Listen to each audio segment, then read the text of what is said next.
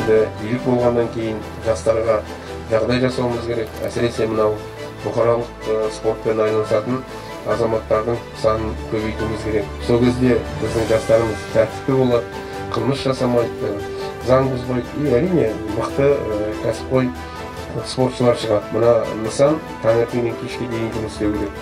Бұл нысан жабылмау керек. Әсіресе демалыс, мереке күндері, кешке жақын. От сонда біздің ең негізгі мақсатымыз орындалған болады.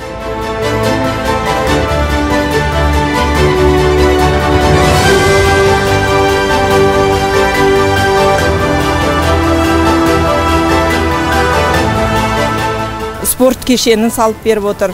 Рахмет. Бізде бұндай спорт кешені болмаған. Енді балаларымыз осы жерде шынығып, үлкен азамат болып, азаматша болып өсуіне біз шын жүректен тілектеспіз.